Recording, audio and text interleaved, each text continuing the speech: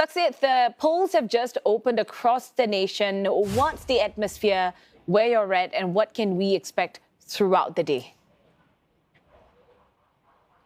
Indeed, happy election day, where we are here at a polling station in the north of Bangkok. And as I'm going to ask my cameraman to show there, the polls are now open, and we are seeing the mother of one of the prime minister candidates, the mother of Yochanan Wongsawat, being actually the first at this polling station.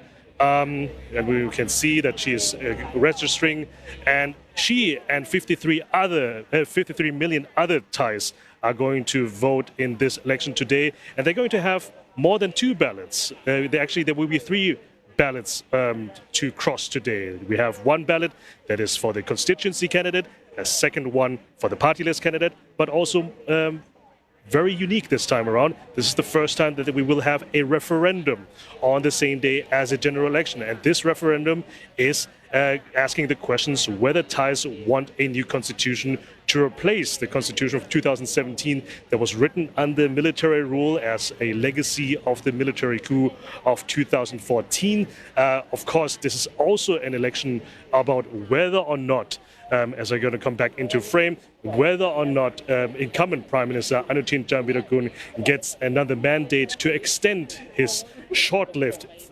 incumbency, his short-lived rule of 3 months during his minority government before he called for snap elections, and whether or not this will be enough to extend that very short mandate into a much longer mandate into 4 years. Absolutely, a very important day, not just for Thailand, but also for the people to make crucial decisions. Waikit, how's the turnout so far where you're at? Well, Ella, mine is not as exciting as where Saksith is. No notable personalities as yet.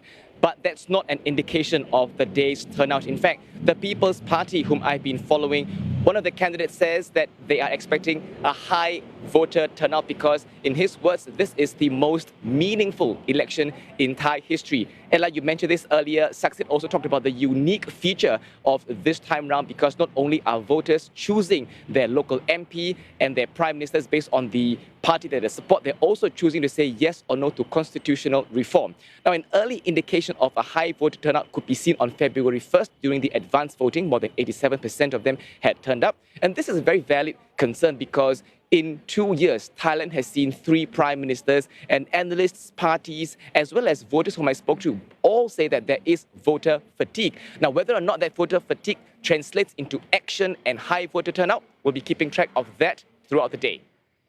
Well, voting just opened in Thailand, so we'll wait and see as more interesting stuff come back to you. Saksith, you mentioned to us that Yochanan's mum was spotted as well. You're at the polling station where Pheu Thai's Yochanan Wongsawat is expected to vote as well. What's the sense on the ground on whether the Shinawat's family will be able to wrest back control from the ruling Bhumjaithai? That is a very good question. The Pheu Thai party, as Waikit has mentioned, they were part of those 3 prime ministers in 2 years. They have not won the elections in 2023, much to the shock of them and everybody else. But they still were able to form the government with Prime Minister Seta Thavisin, who got kicked out by the Constitutional Court after a year. And then Paetongtarn Shinawat, the daughter of former Prime Minister and the Pheu Thai party's patriarch, Thaksin, she was then Prime Minister for a year before. Then she also was kicked out by the Constitutional Court. So you can see that, not only is this a sign of political instability, but also of the waning influence of Thaksin and the Pheu Thai party itself. Nevertheless, the party remains optimistic that they can mount a comeback with Yochanan Wongsawat, who's the nephew of Thaksin Shinawat. He is the main candidate. He is planned to come here to this polling station at 9 a.m., 9 minutes, 9, because that's the ballot number of the Pheu Thai party, but that's also an auspicious number here in Thailand. So we will see whether or not this number and this time, and also the candidate himself, will bring fortune and luck to the Pheu Thai party again, or whether or not the decline and the waning influence of the Pheu Thai party continues, and they might end up third in a 2-horse race against the Bhumjaithai party and the People's Party.